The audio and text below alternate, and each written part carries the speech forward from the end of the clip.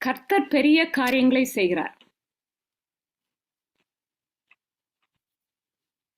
அவர் இரக்கத்திற்கு முடிவே இல்லை. அவர் வல்லமையுள்ள தேவன். ஒன்றுக்கும் உதவாத நம்மை குப்பையிலிருந்து எடுத்து உயர்த்துகிறார். நான் 1.5 வயசுல இருக்கும்போது எனக்கு ரொம்ப சிக்காயிடுச்சான். எங்க அம்மா சொன்னாங்க, எனக்கு டைஃபாய்டு ஃபீவர் வந்துடுச்சு. எங்க அண்ணனுக்கும் முந்தினது ஒரு பொம்பளை பிள்ளை குழந்தை 2.5 வயசுல இறந்து போச்சு எங்க அப்பா அம்மாக்கு. அப்போ என்னைய கொண்டு ஹாஸ்பிட்டல்ல வச்சிருக்கிறாங்க. 7 நாளா ஒரே ஃபீவர், காய்ச்சல். அப்படியே 6வது நாள் 7வது நாள் மயக்கம் வந்துருச்சான். மயக்கம் கை காலெல்லாம் அசைக்க முடியல, கால் கையெல்லாம் சுருங்கி போச்சு அப்படின்னு சொல்லிட்டு டாக்டர் சொல்லியிருக்காங்க. இப்போ நினைவே வரமாட்டேங்குது, ஆள் சொல்லி அனுப்புங்க அப்படின்னு சொல்லியிருக்கிறாங்க. அப்போ அந்த டாக்டர்ஸ் எல்லாம் சொல்லியிருக்காங்க, நீங்க ஆள் அனுப்புங்க, இனி உங்க மக பிழைக்க மாட்டா அப்படின்னு சொல்லியிருக்காங்க. அப்போ எங்க அப்பா முட்டங்கால் போட்டு கண் கலங்கி ஜெபம் பண்ணிட்டே இருந்தாங்களாம். All night. ஆளை அனுப்பவே இல்லையாம். எங்க அம்மா என் பக்கத்துல உட்காந்து ஜெபம் பண்ணிட்டு இருந்திருக்காங்க. எங்க அப்பா முட்டங்கால்ல நின்று ஜெபம் பண்ணிட்டே இருந்திருக்காங்க. விடிய கால 4 மணிக்கு போல ஒரு கால் மட்டும் விரல் அசைஞ்சிச்சான்.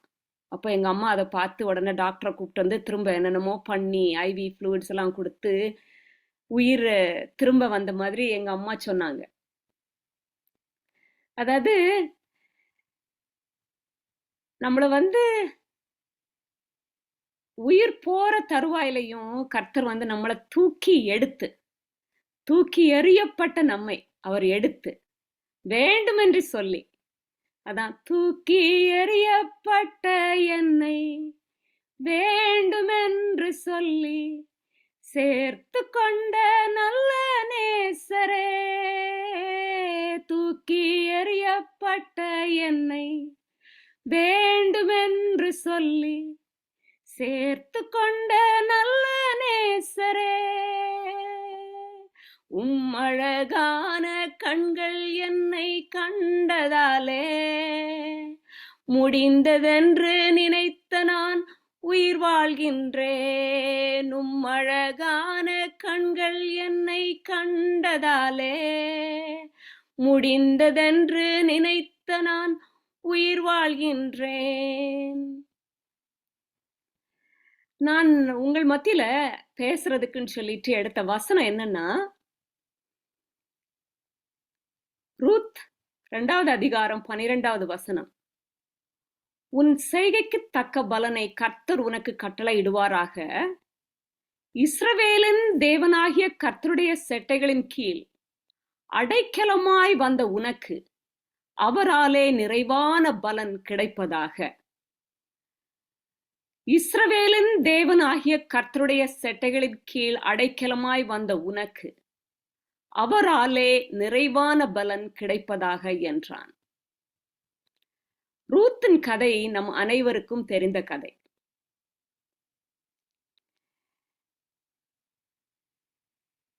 இந்த கதையில் நாம் பார்க்க வேண்டிய இந்த முக்கியமான வசனம், தேவ மனிதர்கள் மத்தியில் பரிசுத்த ஆவியானவர் ஒவ்வொரு வார்த்தைகளையும் எழுதி பின்வரும் சந்ததிக்காக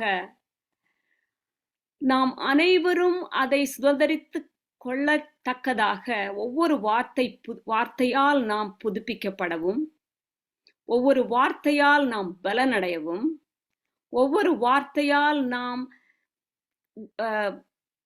தெளிவாக்கப்படவும், தேற்றப்படவும், நடத்தப்படவும், நித்தியத்தை நாம் சுதந்திரித்துக் கொள்ளவும் கர்த்தர் இந்த வாக்குறுதிகளை நமக்கு தந்திருக்கிறார்.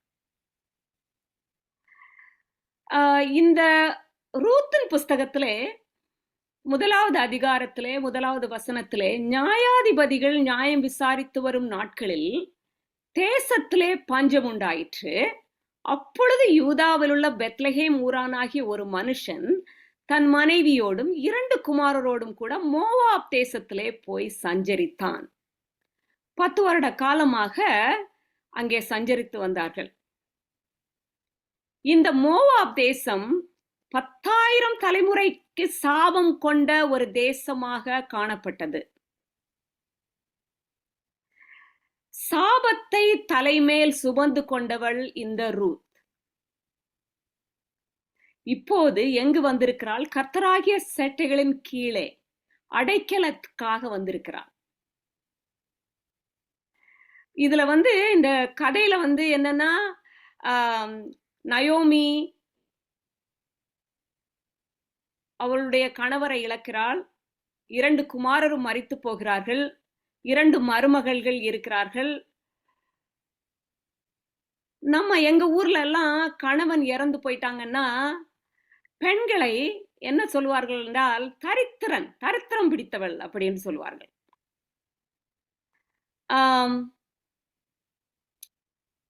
அதாவது சவுத் இந்தியால யூஸ்வலி அது கிறிஸ்டியன்ஸ் மத்தியில லைஃப் ஆஃப் செக்லூஷன் அப்படின்னு சொல்லுவாங்க.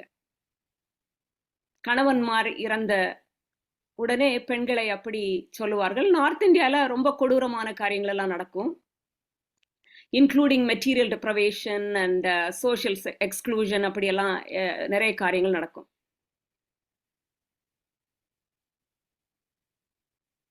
மோவாபியர் அருவருப்பாகிய காமேசு விக்கிரகத்தை வணங்கியபடியால், 1 ராஜாக்கள் புஸ்தகத்திலையும் சரி, நம்ம ஏசாயா புஸ்தகத்திலையும் சரி, இஸ்ரவேலுக்கு விரோதமாக அவர்கள் இருந்தபடியால் தேவன் மோவாபியரை சபித்தார். இந்த மோவாப் பட்டணம் அதாவது சபிக்கப்பட்டிருந்தது. தேசத்தில் பஞ்சம் வந்த போது கர்த்தர் தம்முடைய ஜனங்களை சந்தித்து அவர்களுக்கு ஆகாரம் அருளினார் என்று அவள் மோவாப் தேசத்திலே கேள்விப்பட்ட போது தன் மருமக்களோடு மோவாப் தேசத்திலிருந்து திரும்பி வரும்படி எழுந்து பெத்லஹேமுக்கு திரும்புகிறார்கள். தன் 2 மருமக்களோடும் கூட புறப்பட்டு போகும்போது அவள் சொல்லுகிறாள், நீங்கள் இருவரும் உங்கள் தாய் வீட்டுக்கு, அதாவது யூஸ்வலி கேர்ள்ஸ் வீட்டை விட்டு வெளியே வந்தா அவங்க அப்பாவை தான் மிஸ் பண்ணுவாங்க அப்படின்னு சொல்லுவாங்க. ஆனா இதுல தங்கள் தாய் வீட்டுக்கு, ஏன்னா பெண்கள் திருமணமான பிறகு தாயை மிகவும் மதிப்பார்கள், நேசிப்பார்கள், அங்கு அடைக்கலம் கிடைக்கும் என்று நினைப்பார்கள். அதனால தாய் வீட்டுக்கு திரும்பி போங்கள், மரித்து போனவர்களும் எனக்கும் நீங்கள் தயை செய்தது போல கர்த்தர் உங்களுக்கும் தயை செய்வாராக என்று நயோமி அவர்களிடம் கூறுகிறார்கள். அப்போது கர்த்தர் உங்கள் இருவருக்கும் வாய்க்கும் புருஷனுடைய வீட்டிலே நீங்கள் சுகமாய் வாழ்ந்திருக்க செய்வாராக என்று சொல்லி முத்தமிட்டு அவர்களை போக சொல்லும் போது அவர்கள் இருவரும் உம்முடைய ஜனத்தண்டைக்கே உம்முடனே கூட நாங்கள் வருகிறோம் அப்படின்னு சொல்லி சொல்றாங்க. அப்பொழுது அவர்கள் சத்தமிட்டு அதிகமாய் அழுதார்கள். ஓர்பால் தன் மாமியாரை முத்தமிட்டு போயிட்டான். ரூத்தோ என்ன பண்றான்னா விடாமல் பற்றி கொண்டாள். அதற்கு ரூத், நான் உம்மை பின்பற்றாமல் உம்மை விட்டு திரும்பி போவதை குறித்து என்னோட பேச வேண்டாம். நீர் போகும் இடத்திற்கு நானும் வருவேன், நீ தங்கும் இடத்தில் நானும் தங்குவேன். உம்முடைய ஜனம் என்னுடைய ஜனம், உம்முடைய தேவன் என்னுடைய தேவன். நீர் மரணம் அடையும் இடத்தில் நானும் மரணம் அடைந்து அங்கே அடக்கம் பண்ணப்படுவேன். மரணமே அல்லாமல் வேறொன்றும் நம்மை பிரிக்க முடியாது. சோ 4 முறை நயோமி அவங்கள்ட்ட கேக்குறாங்க, மருமகள்கிட்ட சொல்றாங்க, நீ போ நீ போ நீ போன்னு சொல்லி. ரூத் அப்போ அவள் தன்னோட கூட வர மன உறுதியா இருந்ததை கண்டு அப்புறம் அதை குறித்து அவளோட ஒன்றும் பேசவில்லை. இந்த வசனங்களை நான் வாசித்த போது தீர்மானங்கள், நம்ம தீர்மானம் எடுக்கிறோம். நிறைய காரியங்கள்ல அறிவுரைகள் கேட்டு தீர்மானம் எடுக்கிறோம். எந்த தீர்மானம் நல்ல தீர்மானம் என்பதை நாம் யோசித்து பார்க்க கடமைப்பட்டவர்களாக இருக்கிறோம். ரூத்தோ ஒரு தீர்மானம் எடுத்தால் நயோமியை விடாமல் கர்த்தராகிய இயேசு கிறிஸ்துவை நேசிக்கிற அந்த ஒரு ஐக்கியத்தை விடாமல் அவள் பற்றி கொண்டாள். அதுதான் தைரியமான தீர்மானம். நம்மள் அநேகர் நல்ல தீர்மானங்களை எடுக்க தவறுகிறோம். தேவனை மையமாய் வைத்து எடுக்கிற தீர்மானங்கள் கர்த்தருக்கு உரிய காரியங்களாக அதை உயர்த்தி தருவார். ஆம், எங்க அப்பா இறந்த பிறகு ஆம், அம்மா வந்து ரொம்ப யங், நாங்களும் சின்ன பிள்ளைங்க. அப்போ எங்க அண்ணன் வந்து ஃபர்ஸ்ட் ஸ்டாண்டர்ட்ல படிச்சுட்டு இருக்காங்க எங்க அண்ணன். நான் வந்து எல்கேஜில என்னை சேர்த்த 3வது நாளே எங்க அப்பா இறந்து போயிட்டாங்க. அப்போ கொஞ்ச நாள் தாண்டி உறவினர்கள் எல்லாம் வந்து எங்க அம்மாட்ட சொல்றாங்க, உங்களால இந்த ஃபீஸ் எல்லாம் கட்டி இங்கிலீஷ் மீடியம் ஸ்கூல்ல எல்லாம் பிள்ளைங்கள படிக்க விட முடியாது. அதனால நீங்க என்ன பண்ணுங்கன்னா, கவர்மெண்ட் ஸ்கூல் இருக்கு. கவர்மெண்ட் ஸ்கூல்ல எல்லாம் ஃப்ரீ, சத்துணவு கிடைக்கும். அதனால நீங்க அங்க அனுப்புங்க அப்படின்னு சொல்றாங்க. அப்போ இன்னொருத்த ஒரு ஒரு ஒருத்தவங்க வந்து சொன்னாங்க, கேத்தலிக் ஸ்கூல் ஒண்ணு இருக்கு. அங்க வந்து எல்லாமே ட்ரெஸ்ஸு எல்லாமே ஃப்ரீயா குடுப்பாங்க. உனக்கு காசு இல்லல்ல, உன்கிட்ட ஒண்ணுமே இல்லல்ல, நீ அங்க அனுப்பு அப்படின்னு சொல்றாங்க. ஆனா எங்க அம்மா என்ன சொன்னாங்கன்னா, நான் 7த் டே சர்ச்ச விட்டு, 7த் டே ஸ்கூல விட்டு, நான் என் பிள்ளைங்கள எங்கேயும் அனுப்ப மாட்டேன். நான் எப்படியாவது என் தேவன் என்னை பாதுகாப்பார், அவர் தேவைகளை சந்திப்பார் அப்படின்னு சொல்லி எங்க அம்மா மன உறுதியா இருந்தார்கள். அது உண்மையிலேயே பலன் கொடுத்தது. திருச்சபையை விட்டு விடாமல், அதை பற்றி கொண்டு, ஓய்வு நாளை ஆசிரித்து, தசம பாகத்தை கொடுத்து, இருந்ததில் எல்லா காரியங்களையும் நேர்மையாக செய்து தந்தார்கள். தீர்மானங்கள். சோ இப்படி நயோமி, மோவாபிய ஸ்திரியான அந்த பைபிள் வசனத்துல இந்த ரூத் சாப்டர்ல எப்போ ரூத்த குறிப்பிடுறாங்களோ அப்ப எல்லாம் மோவாபிய ஸ்திரியான அப்படின்னு சொல்லியே சொல்றாங்க. இப்போ நம்மள வந்து யாராவது இரிட்டேட் பண்ணணும்னா ஆஹ், ஓ ஆஹ், நம்ம ஊரை வச்சோ இல்லது நம்மளுடைய நிக் நேமை வச்சோ ஏதாவது சொல்லும்போது நமக்கு இரிட்டேட் ஆகும்ல. அது இல்லாம இவளை எந்த இதுலயுமே மோவாப் தேசத்திலிருந்து வந்த பெண், மோவாபிய ஸ்திரியானிய ஆன அந்த மருமகள் அப்படின்னு சொல்லிட்டு அவளை குறிப்பிட்டிருக்காங்க.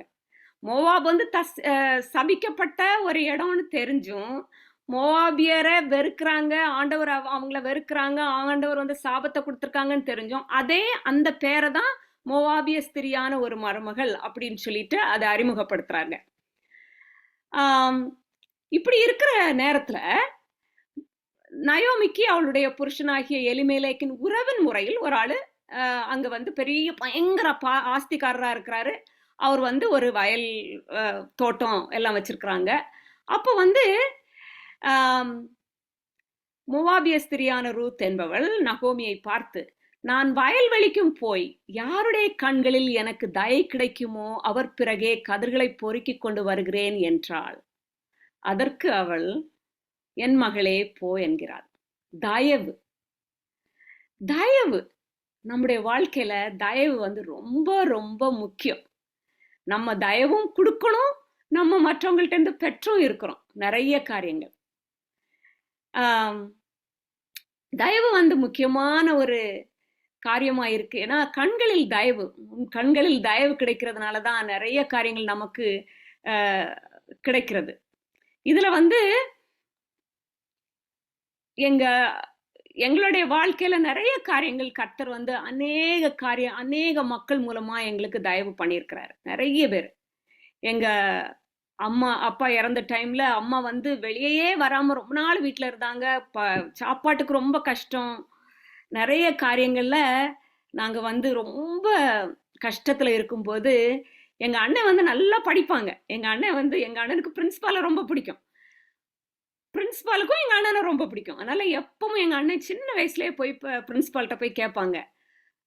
எங்க அம்மாவுடைய சர்டிபிகேட் எல்லாத்தையுமே எங்க அம்மா எரிச்சிட்டாங்க. எங்க அப்பா இறந்த அந்த அந்த ஒரு டிப்ரெஷன்ல ஒண்ணுமே இல்லை.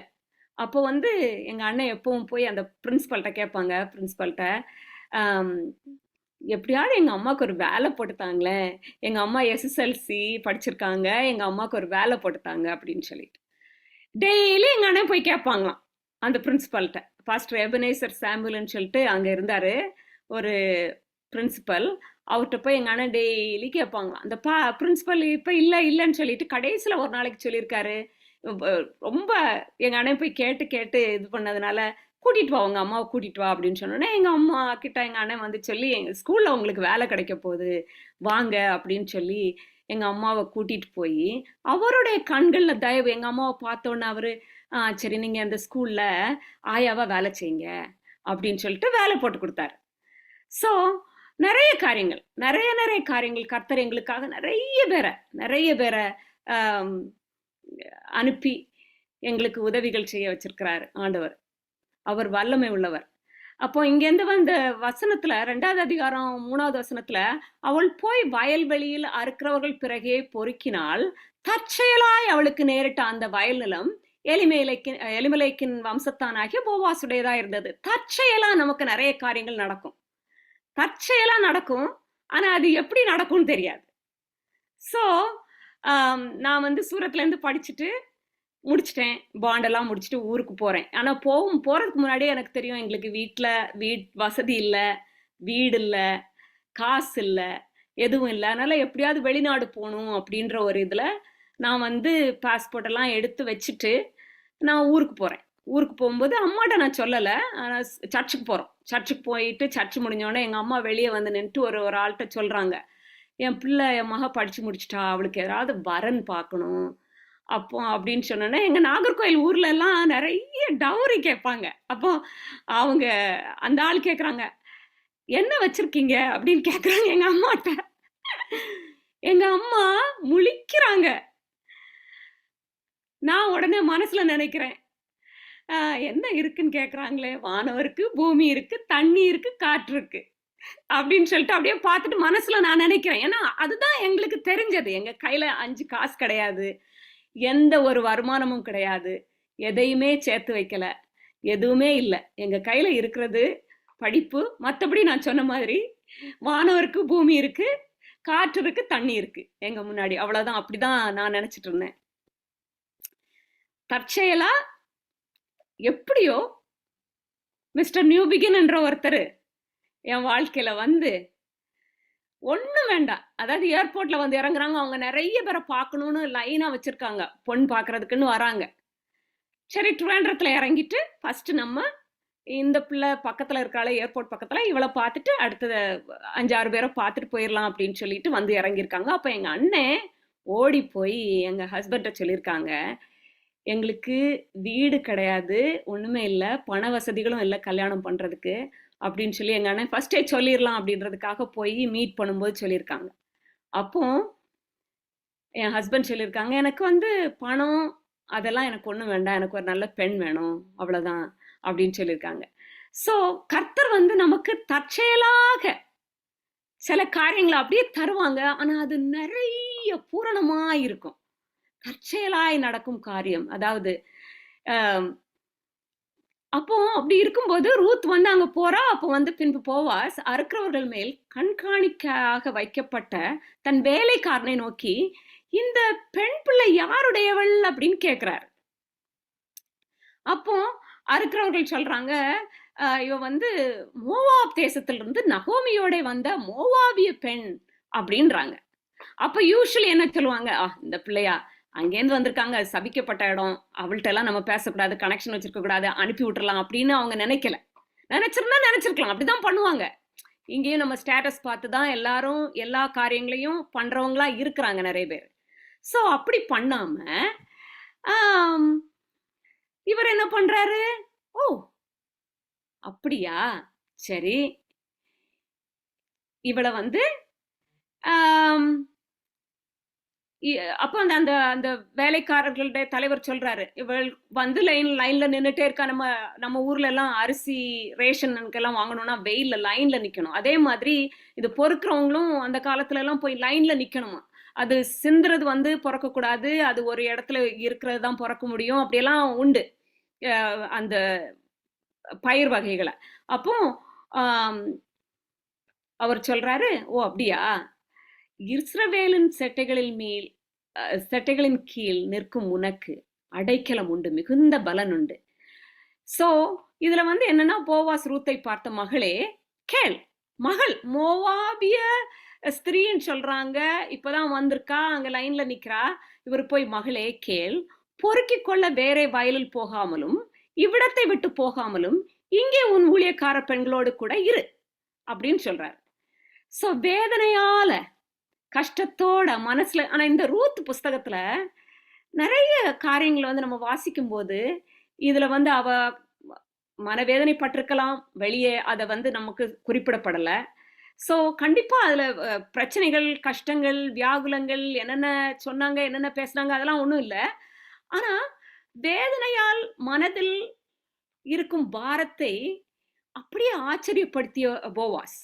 சூழ்நிலையை நினைத்து அழுதவளை செட்டைகளின் கீழ் குடி வைத்த தேவன் நம்பிக்கை இழந்து போகாமல், தடைகள் உள்ள சமுதாயத்துல நம்ம வாழ்ந்துட்டு இருக்கிறோம். நிறைய பயங்கரமான இந்த சமுதாயத்துல வாழ்ந்துட்டு இருக்கும்போது நம்ம நம்பிக்கை இழக்கக்கூடாது. கர்த்தர் நடத்துவார் என்று அமைதியாக நாம் ரூத்தை போல கர்த்தர் பார்த்து கொள்வார். கர்த்தர் எனக்காக எல்லா காரியங்களையும் செய்து தருவார். கர்த்தர் எனக்கு தயவுள்ளவர்களை தயவு செய்ய அனுப்பி வைப்பார்.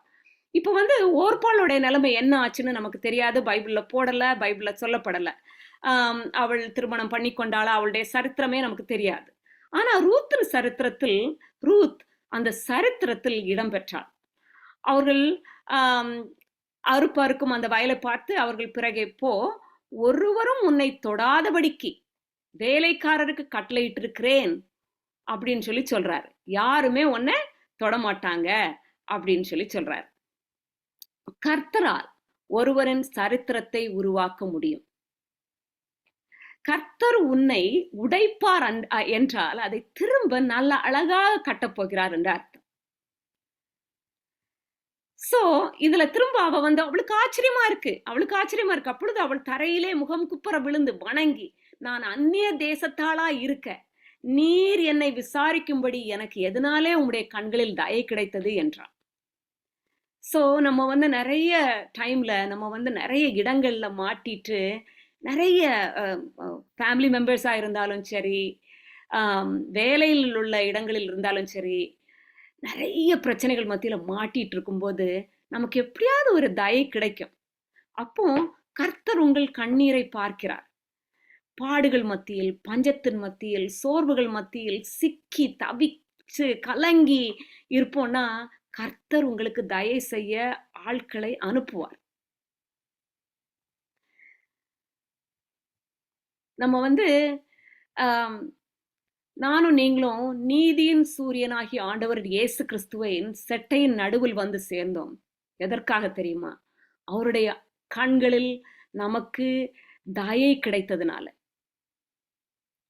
ரூத் செட்டைகளின் கீழே வந்தால் அந்த வாழ்க்கை ஒரு சரித்திரமானது. இதுல வந்து இப்போ உன் செய்கைக்கு தக்க பலனை கர்த்தர் உனக்கு கட்டளையிடுவாராக. இஸ்ரவேலின் தேவனாகிய கர்த்தருடைய செட்டைகளின் கீழ் அடைக்கலமாய் வந்த உனக்கு அவராலே நிறைவான பலன் அப்படின்னு சொல்லும் போது நம் தேவன் நம்முடைய வாழ்வுல அனுபவித்த எல்லா பாதைகளுக்காகவும் நம்ம அவரை ஸ்தோத்திரம் சொல்லணும். எந்த விதமான கஷ்டமான பாதைகளா இருந்தாலும், யார் எந்த சூழ்நிலையா இருந்தாலும், எந்த விதமான கொடூரமாய் இருந்தாலும் நாம் அவருக்கு ஸ்தோத்திரம் சொல்ல வேண்டும். நம் தேவனை பற்றி கொண்டால் நம் தேவன் நம்மளை நிலைநிறுத்துவார். நயோமி 4 முறை ரூத்தை திரும்பி போக சொல்லியும் அவள் இறுதியாக உண்மையான தேவனை துதிக்கிறதற்காகவும் உண்மையான தேவனை பற்றி கொண்டு அந்த தேவனை நேசித்து கூட இருந்த அந்த ஸ்லாக்கியம் அவளுக்கு கிடைத்தது. இதுலயும் வந்து என் ஆண்டவனே, உம்முடைய கண்களில் எனக்கு தயவு கிடைக்க நான் உம்முடைய வேலைக்காரிகளில் ஒருத்திக்கும் சமமாய் இராவிட்டாலும், அதாவது அவ கம்பேர் பண்ணும்போது ஈவன் அங்க வேலை செய்யறவங்களுக்கு கூட நான் சமமா இல்ல, அப்படி இருந்தும் எனக்கு நீங்க ஆறுதல் சொல்லி உம்முடைய அடியாளோட பட்சமாய் பேசினீரே அப்படின்னு சொல்லி கேட்கிறான். எந்த ஆதரவும் இல்லாத போது கர்த்தர் யாரையாவது அனுப்புவார். எந்த தகுதியும் இல்லாத மக்களை தேவன் போஷித்து மந்தையை போல பாதுகாப்பார். பொறுமையாய் நம்ம இருக்கணும். ஏன்னா நம்மளை வந்து நம்ம வந்து ஆண்டவர் நம்மளுடைய தரித்திரத்தை நீக்கி சரித்திரமாக மாற்றுவார். வேதத்துல வந்து 66 புஸ்தகங்கள் இருக்கு. இதுல வந்து தீர்க்க தரிசன புத்தகங்கள் 3, சங்கீத புஸ்தகங்கள் 2, சுவிசேஷங்கள் 3, அப்புறம் நிருபங்கள் 4 அப்படின்னு பார்த்துட்டு சரித்திரங்கள் 3 இருக்கு. இதுல வந்து யோபுவின் சரித்திரம், எஸ்தர், ரூத். ரூத்தின் சரித்திரம் மிகவும் மிகவும் மிகவும் முக்கியமான சரித்திரமாக காணப்படுகிறது. இப்போ இதுல வந்து நிறைய காரியங்கள் நம்ம வந்து இந்த இந்த ரூத்தின் புஸ்தகத்தை படிச்சோம்னா இதை நம்ம படிச்சு முடிக்க முடியாது. ஆனா இந்த புஸ்தகத்தை ஆழமா படிக்கும்போது எனக்கு நிறைய காரியங்கள் வெளிப்பட்டது. இதுல வந்து அவள் கதிர் பொறுக்கி கொண்டு இருக்கும்போது போவாஸ் வந்து வேலைக்காரரை நோக்கி அவள் அரிக்கட்டுகள் நடுவே பொறுக்கி கொள்ளட்டும், அவளை ஈனம் பண்ண வேண்டாம் அப்படின்னு சொல்றாரு. அப்போ அது ஒரு ட்ரெண்டா இருந்திருக்கு. மக்கள் வந்து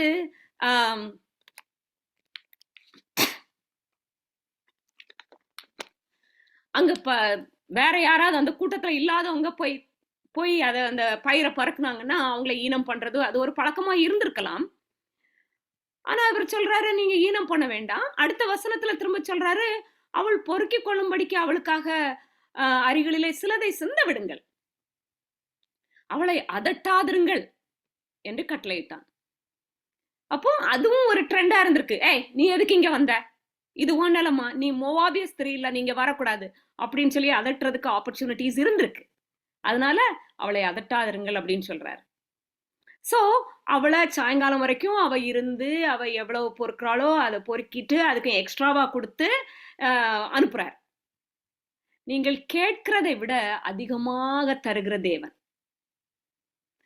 நீங்கள் கேட்கிறதை விட அதிகமாக தருகிற தேவன். நான் 10ஆம் கிளாஸ் படிக்கும்போது எனக்கு படிப்பு நல்லா வராது. எங்க அண்ணை வந்து நல்லா படிப்பாங்க, நான் எனக்கு ஏறாது மண்டையில.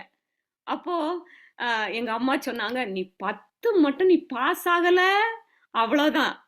அதனால நான் உளுந்து உளுந்து உளுந்து படிச்சு படிச்சு படிச்சு நான் மெமரைஸ் எல்லாம் பண்ணி எப்படியோ முடிச்சு பரீட்சை எழுதிட்டோம். பரீட்சை எழுதும்போது எங்களுக்கு எஸ்எஸ்எல்சி அதாவது ஐசிஎஸ்சியில இருந்தவங்கள லாஸ்ட் மினிட்ல எங்களுக்கு மெட்ரிகுலேஷனை மாத்தினாங்க. அது வேற ஒரு ட்விஸ்ட் ஆயிட்டு பரீட்சை எழுதிட்டு நான் ஜோம் பண்றேன், ஏசப்பா ஏசப்பா ஏசப்பா நான் பாஸ் ஆகணும், 618 மார்க்ஸ் கிடைக்கணும் ஆண்டவரே, எனக்கு அந்த ஃபர்ஸ்ட் கிளாஸ் அந்த பார்டர்ல கிடைக்கணும். 618 வந்து 1000க்கு அந்த ஃபர்ஸ்ட் கிளாஸ் பார்டர். ஏசப்பா எனக்கு 618 கிடைக்கணும். பேப்பர்ல பேர் வரும், பேப்பர்ல தான் வரணும். பேப்பர் வந்து எங்கேயாவது அங்க தூரத்துல வரும், யாராவது போய் சைக்கிள்ல போய் இது பண்ணிட்டு வரணும். அப்போ இந்த நம்பர் இருக்கான்னு பாரு அப்படின்னு சொல்லிட்டு நான் எங்க வீட்டு பக்கத்துல உள்ள ஒருத்தவங்கள்ட்ட சொல்லி அனுப்புறேன். அவங்க போயிட்டு நம்பரை காணும் காணும் காணும் அப்படின்னு வந்துட்டாங்க. எனக்கு ரொம்ப வருத்தம். அடுத்த நாளைக்கு விடுபட்ட எண்கள்னு வரும், அதுல என் நம்பர் இருந்துச்சு. அதுல மார்க் எவ்வளவு தெரியுமா? 619. சோ கர்த்தர் வந்து கேட்கிறதற்கு அதிகமாகவே தருகிற தேவன். நம்ம எதை கேட்டாலும் அதற்கு மேலேயே தர்ற தேவனாய் இருக்கிறார். ஒரு பாதுகாப்பை தேடி வந்த உனக்கு கிடைக்க போகிறது பாதுகாப்பு மட்டுமல்ல, நிறைவான பலன். உன்னை விசாரிக்கிற கர்த்தர் இருக்கிறார், செட்டைகளின் கீழ் ஆறுதல் அளிக்கிறார், நீங்கள் கேட்கிறதற்கு அதிகமாகவே தருகிறார். நீங்கள் தேவனோடு நெருங்கி இருக்கும் போது தற்செயலாய் உங்களுக்கு வருகிற காரியங்கள் பெரிய காரியங்களாய் இருக்கும். அது அளவிடக்கூட முடியாததா இருக்கும். அப்படியாக நாம் வந்து இந்த ஏற்ற காலத்துல தேவன் உங்களை உயர்த்தும்படி அவருடைய பலத்த கைக்குள் அடங்கி இருங்கள். சில வேளை ஆண்டவர் வந்து உங்களை உட்கார வைப்பார்னா சில காரியங்கள்ல தோற்று போவீர்கள். ஆனால் அவர் அதை உங்களுக்கு பெரிய காரியங்களாக மாற்றி தருவார், அதை பெரிதாக மாற்றி தருவார். அது வந்து கர்த்தர் வந்து கொஞ்ச நேரம் வெயிட் பண்ணுப்பா, உனக்கு நல்லதா வச்சிருக்கிறேன், என்னமோ இன்னும் நல்லதா வச்சிருக்கிறேன் அப்படின்னு சொல்லிட்டு ஆண்டவர் கண்டிப்பா உங்களுக்கு தருவார். நீங்க வந்து இதுல வந்து ஆண்டவர் சொல்றார், நீ கர்த்தரால் ஆசீர்வதிக்கப்படுவாயாக, நீ தரித்திரரும் ஐஸ்வர்யவான்களுமான வாலிபர்களின் பிறகே போகாததினால் உன் முந்தின நற்குணத்தை பார்க்கலும் உன் பிந்தின நற்குணம் உத்தமமாய் இருக்கிறது அப்படின்னு சொல்லிட்டு போவாஸ் அவளை பார்த்து சொல்றாரு. அப்புறம் சொல்றாரு, நீ பயப்படாத, உனக்கு வேண்டியதெல்லாம் நான் செய்வேன், நீ குணசாலி என்பதை என் ஜனமாகி ஊரெல்லாரும் அறிவார்கள் அப்படின்னு சொல்றாரு.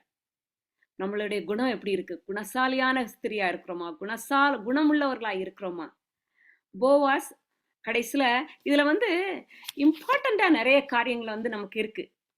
கிறிஸ்தவ காரியங்கள்ல இந்த காரியங்கள் எல்லாமே நமக்கு வந்து வருது. இப்ப வந்து நயோமி வந்து சொல்றா, என்னை நீங்க நயோமின்னு கூப்பிடாதீங்க, நான் கசப்பு மாறாள்னு கூப்பிடுங்க அப்படின்னு சொல்றாங்க. கடைசியில ஆம், ரூத்துக்கு ரூத்தை போயாஸ் திருமணம் செய்கிறார். திருமணம் செய்து அவள் அந்த நிலத்திற்கே ஓனர் ஆகிறார். இதுல வந்து அயல் வீட்டுக்காரர்கள் நயோமிக்கு ஒரு ஆண் பிள்ளை பிறந்தது என்று வாழ்த்தி அதற்கு ஓபேத் என்று பெயரிட்டார்கள். அவன் தாவீதின் தகப்பனாகிய ஈசாக்கின் தகப்பன். அதாவது இயேசு கிறிஸ்து அதன் மூலமாக நமக்கு வருகிறார். அதற்கு அவள், நீங்கள் என்னை நயோமி என்று சொல்லாமல் மாறாள் என்று சொல்லுங்கள், சர்வ வல்லவர் எனக்கு மிகுந்த கசப்பை கட்டளையிட்டார். இதுல வந்து ஒரு பாட்டு இருக்கு. கசந்த மாறா மதுரமாகும், வசந்தமாய் உன் வாழ்க்கை மாறும், கண்ணீரோடு நீ விதைத்தால் கெம்பீரமாய் அறுத்திடுவாய், கண்ணீரோடு நீ விதைத்தால் கம்பீரமாய் அறுத்திடுவாய், இஸ்ரவேலை காக்கும் தேவன் உறங்கவில்லை தூங்கவில்லை, அவர் மரணத்தை ஜெயமாக விளங்குவார். கர்த்தராகிய தேவன் எல்லா முகங்களிலும் இருந்து கண்ணீரை துடைத்து தமது ஜனத்தின் நிந்தையை பூமியில் இராதபடிக்கு முற்றிலும் நீக்கி விடுவார். கர்த்தரே இதை சொன்னார். இப்போ கடைசியில ரூத் 4வது அதிகாரம் 11வது வசனத்துல, அப்பொழுது ஒலிவ முக வாசலிலே இருக்கிற சகல ஜனங்களும் மூப்பர்மார் அனைவரும் அவனை நோக்கி, நாங்கள் சாட்சிதான், உன் வீட்டிலே வருகிற மனைவியை கர்த்தர் இஸ்ரவேல் வீட்டை கட்டுவித்த 2 பேராகிய ராகேலைப் போலவும் லேயாளைப் போலவும் வாழ்ந்திருக்க செய்வாராக, நீ எப்ராத்துவிலே பாக்கியவானாய் இருந்து பெத்லஹேமிலே புகழ் பெற்றிருப்பாய். எவ்வளவு பெரிய ஒரு ஆசீர்வாதம் பாருங்க. நான் சுதந்திரவாளி என்பது மெய்தான், ஆனாலும் என்னிலும் கிட்டின சுதந்திரவாளி ஒருவன் இருக்கிறான் அப்படின்னு சொல்லிட்டு. சோ ரூத் வந்து கிறிஸ்துவிடத்தில், அதாவது நம் தேவனை பற்றி கொண்டு கிறிஸ்துவிடத்தில் அடைக்கலம் கிடைக்க வந்த இந்த ரூத்துக்கு 5 வகையான காரியங்கள் கிடைத்தது. முதலாவது ஆறுதல், இரண்டாவது ஆலோசனை கொடுக்கிறாள். நயோமி ஆலோசனை கொடுக்கிறாள், போயாஸ் ஆலோசனை கொடுக்கிறாள், அதை கேட்கிறாள். மூன்றாவதாக அங்கீகாரம் கிடைக்கிறது. அதான் கிறிஸ்து சொல்றாருல்ல, நான் பந்தியில் அனைவரோடும் உட்கார செய்வேன், ராஜாக்களோடும் உட்கார செய்வேன். 4வது வந்து ஆறுதல் கிடைக்குது, ஆலோசனை கிடைக்குது, அங்கீகாரம் கிடைக்குது.